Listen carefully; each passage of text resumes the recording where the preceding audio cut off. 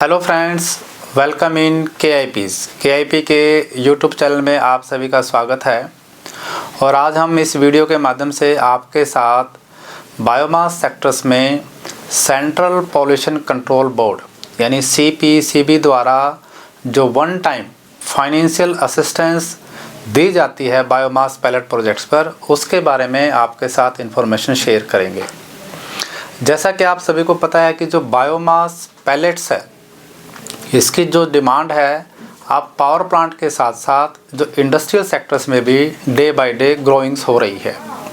यदि आप biomass palette sectors में अपना प्लांट सेटअप कर रहे हैं या करने की प्लानिंग कर रहे हैं, तो आपको इसके ऊपर जो सब्सिडी लाभ हैं यानी जो फिस्कल इंसेंटिव्स हैं, उसकी नॉलेज होना बहुत ही ज़्यादा आवश्यक है, क्योंकि आप राइट सब्सिडी प्लानिंग करके अपने प्रोजेक्ट्स की कॉस्ट को कम कर सकते हैं, कैश फ्लो को बढ़ा सकते हैं। अभी रिसेंटली जो ministry of new and renewable energy द्वारा जो इस प्रोजेक्ट्स के लिए ग्रांट्स दी जाती है, जिसको हम CFA बोलते हैं, सेंट्रल फाइनेंशियल असिस्टेंस, उसके लिए जो अप्लीकेशंस ली जा रही थी वो 31 दिसंबर 2025 तक ही ली गई है। इसमें फर्दर एक्सटेंशंस के अभी नोटिफिकेशंस लाइनअप नहीं हुआ है। मीनवाइल्स बहुत सारे बायोमास सेक्टर के जो पैलेट्स प्लांट लगाने के बारे में सोच रहे हैं, उनके दिमाग में एक ऐसा कॉन्सेप्ट क्रिएट हो चुका है कि भाई अब MNRI की सब्सिडी उनको नहीं मिलेगी। लेकिन पैरेलली अभी आपको मैं बताना चाहूँगा, यदि आप NCR एरिया में अपना प्लांट सेटअप कर रहे हैं, यानी जो नेशनल कैपिटल रीजन एरिया है, जिसमें दिल्ली है, इसके साथ हरियाणा और पंजाब है, इसके साथ साथ राजस्थान और यूपी के भी कुछ एरिया इसमें कवर है, यानी नेशनल कैपिटल जो टेरिटरीज़ है, जिसको हम NCR एरिया भी बोलते हैं, इन एरियाज़ में यदि आप बायोमास पैलेट का प्रोजेक्ट लाइन अप कर रहे हैं तो आप सेंट्रल पॉल्यूशन कंट्रोल बोर्ड की सब्सिडी का लाभ उठा सकते हैं। ये जो पॉलिसी है ये सेंट्रल पॉल्यूशन कंट्रोल बोर्ड द्वारा और ministry of forest, environments and climate change द्वारा भी इम्प्लीमेंटेड की गई है। इस पॉलिसी में जो प्रोविजंस हैं, उसके जो की एस्पेक्ट्स हैं, वो मैं आपके साथ यहाँ शेयर कर रहा हूँ। सबसे पहला इम्पोर्टेंट एस्पेक्ट ये है कि ये जो बेनिफिट है ये वन टाइम है, और बायोमास पैलेट की जो प्रोडक्शन यूनिट्स हैं, जिसमें purely paddy straw base manufacturing units होगी, उसी को ये लाभ दिया जाएगा। यानी यहाँ पे जो कंसर्न है वो ये है कि NCR एरिया में पराली को जलाया ना जाए, पॉल्यूशन को कंट्रोल किया जाए। इसलिए ऐसे मैन्युफैक्चरर्स या ऐसे एंटरप्रेन्योर जो पराली बेस बायोमास पैलेटाइजेशन के प्रोजेक्ट सेटअप करेंगे, उनके लिए ये वन टाइम जो है फिस्कल इंसेंटिव्स का प्रोविजंस है। इस प्रोविज़न के तहत जो सब्सिडी लाभ आपको मिलता है वो इस प्रकार से है कि यदि आप नॉन टोरिफाइड बायोमास पैलेट का प्रोडक्शन करते हैं तो आपको 28 लाख रुपया पर टन कैपेसिटीज़ पे, जो कि मैक्सिमम 5 टन तक का हो सकता है, इसके अकॉर्डिंगली ये जो टोटल बेनिफिट हुआ है वो 1,40,00,000 तक का है। यानी कैपेसिटी बेस जो इंसेंटिव है आपका 28 लाख रुपए per ton, maximum up to 5 ton of ₹1.40 CR। या जो आपकी प्लांट और मशीनरी की कॉस्ट है, यहाँ पे जो मशीनरी कंपोनेंट्स है उसकी जो कॉस्ट है उसका 40% विच एवरेज लोअर, ये बेनिफिट आपको यहाँ पे सिंक किया जाता है। ये जो बेनिफिट है ये नॉन टोरिफाइड बायोमास पैलेट पर है। यदि आप टोरिफाइड बायोमास पैलेट मैन्युफैक्चरिंग यूनिट लगाते हैं तो ये लाभ दुगना हो जाएगा, 28 की जगह 56 लाख यानी 56 लाख रुपए पर टन, और मैक्सिमम अप टू 5 टन, जो कि टोटल जो है 2,80,00,000 तक का हो सकता है। तो आप सभी डिसाइड करें, यदि आप नॉन टोरिफाइड बायोमास पैलेट का प्रोडक्शंस कर रहे हैं तो ये बेनिफिट आपको यहाँ पे सिंक होगा।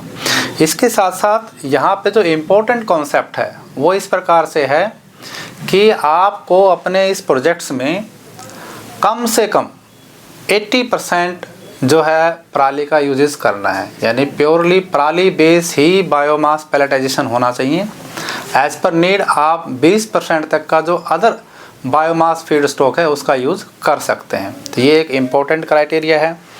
इसके साथ साथ जो मैंने एरिया आपको बताए, इन एरियाज़ में यदि आपके प्लांट लगेंगे तो ही आपको ये बेनिफिट का लाभ मिलेगा। और आपका यूनिट नया होना चाहिए, यानी ओनली न्यू पैलेटाइजेशन प्रोजेक्ट के लिए ही ये बेनिफिट अलाइन है। इसके साथ साथ जो लैंड कॉस्ट है ये प्रोजेक्ट कॉस्ट का पार्ट नहीं माना जाएगा, ये आपने ध्यान रखना है। जो सिविल वर्क के कॉस्ट है ये भी प्रोजेक्ट कॉस्ट का part for the purpose of subsidy calculations treat नहीं किया जाएगा। यानी इनडायरेक्टली ज़मीन की जो कॉस्ट है, आपका जो बिल्डिंग और सिविल वर्क की कॉस्ट है, इस पे सब्सिडी लाभ नहीं है। सब्सिडी लाभ केवल आपकी प्लांट एंड मशीनरी कंपोनेंट पर ही है, ये आपने ध्यान रखना है। इसके साथ साथ आपके पास लैंड या आपके पास ओनरशिप होना चाहिए, या आपके पास वो रजिस्टर्ड लीज डीड के द्वारा आपके पास होना चाहिए। लॉन्ग टर्म रजिस्टर्ड लीज आपके पास लैंड की होनी चाहिए। जो मशीनरी कंपोनेंट्स हैं उसमें जैसे श्रेडर जो है एक बहुत इम्पोर्टेंट इसमें आस्पेक्ट है, ग्राइंडिंग का है, ड्रायर का है, पैलेटाइजेशन का। यानी ये मशीनरी कंपोनेंट्स हैं जो आपके मशीनरी लिस्ट में होने चाहिए। इसके साथ साथ जो एयर पोल्यूशन कंट्रोल डिवाइस है और जो ऑटोमेशन प्रोसेस है ये भी इसमें प्रायोरिटाइज किया गया है। यानी जो प्लांट एंड मशीनरी का जो स्ट्रक्चर्स हैं उसमें श्रेडर, ग्राइंडर्स, ड्रायर और जो पैलेटाइजेशन की मशीन है, इनके साथ साथ एयर पोल्यूशन कंट्रोल डिवाइस हो और ऑटोमेट प्रोसेस हो। इस तरीके का अगर प्रोसेस आप ऑप्ट करते हैं तो आपके प्रोजेक्ट को प्रेफरेंस दी जाती है। ये एक इम्पॉर्टेंट आस्पेक्ट है। इसके साथ साथ जो यहाँ पे अदर एलिजिबिलिटी नॉर्म्स है वो ये है कि आपके पास कंसेंट टू एस्टेब्लिशमेंट भी होना चाहिए। यानी जो पॉल्यूशन कंट्रोल बोर्ड से, आप स्टेट पॉल्यूशन कंट्रोल बोर्ड से इस प्रोजेक्ट को सेटअप करने के लिए कंसेंट टू एस्टेब्लिशमेंट ये आपके पास होना चाहिए। इसके साथ ही आप अपना एप्लीकेशंस अलाइन कर पाएंगे। इसके साथ साथ जो अदर अलाइड्स आस्पेक्ट्स हैं, जब आप एप्लीकेशन सबमिट करते हैं तो आपको अपने प्रोजेक्ट्स की एक DPR यानी डिटेल प्रोजेक्ट रिपोर्ट इसके साथ सिंक करनी होती है। DPR आपके पास होना चाहिए, ये आपने ध्यान रखना है। और इसके साथ साथ इसमें जो प्रेफरेंस है ऐसे लोगों को दी जा रही हैं जिनके ऑलरेडी फार्मर कम्युनिटीज़ के साथ या FPOs के साथ जो पैडी बाइंग करने के ऑलरेडी कॉन्ट्रैक्ट हो, एग्रीमेंट हो। इसके साथ साथ पैलेट को सेल करने के अगर एग्रीमेंट हो तो प्रेफरेंस है। और इसके साथ साथ एक इम्पॉर्टेंट आस्पेक्ट ये भी है कि यदि आप जो मशीनरी सेटअप करें यदि वो मैन्युफैक्चर्ड इन इंडिया है तो भी उस प्रोजेक्ट को प्रेफरेंसेस है। ये इम्पोर्टेंट आस्पेक्ट है। यानी जब आप ये प्रोजेक्ट सेटअप करते हैं तो ध्यान दीजिएगा, आप पराली बेस्ड प्रोजेक्ट सेटअप करें, प्लांट एंड मशीनरी जो मैन्युफैक्चर्ड इन इंडिया की हो तो प्रेफरेंस है। FPO के साथ, FPC के साथ, फार्मर के साथ यदि आप बाइंग एग्रीमेंट प्रोड्यूस करते हैं तो प्रेफरेंसेस है। और यदि पैलेटाइजेशन के सेल कॉन्ट्रैक्ट आपके पास हैं तो प्रेफरेंस है। और जो मशीनरी कंपोनेंट हैं उसमें श्रेडर, ग्राइंडर्स, ड्रायर, पैलेटाइजेशन के साथ साथ एयर पोल्यूशन कंट्रोल डिवाइस के भी प्रोविजंस आपने अलाइन करने हैं।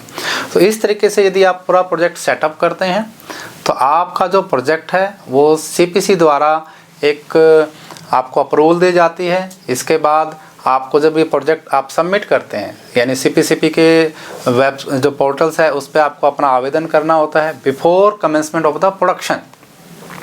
जैसे ही आप प्रोजेक्ट की प्लानिंग करते हैं आप अपना बेसिक रजिस्ट्रेशंस कर लीजिएगा। आप पॉल्यूशन कंट्रोल बोर्ड से CTE का आवेदन कर लीजिएगा। CTE आपके पास होने चाहिए, DPR फ्रेम होना चाहिए। और इसके साथ साथ जो मशीनरी के कोटेशंस या इनवॉइसेस यदि आपने पहले बाइंग कर लिया है या कोटेशंस यदि आपका प्रोविजंस अलाइन है तो ये जो डॉक्यूमेंटेशंस हैं ये आपको इसके साथ अलाइन करने होते हैं और अपना कंप्लीट आस्पेक्ट करके ये एप्लीकेशंस टाइमली सबमिट करना होता है।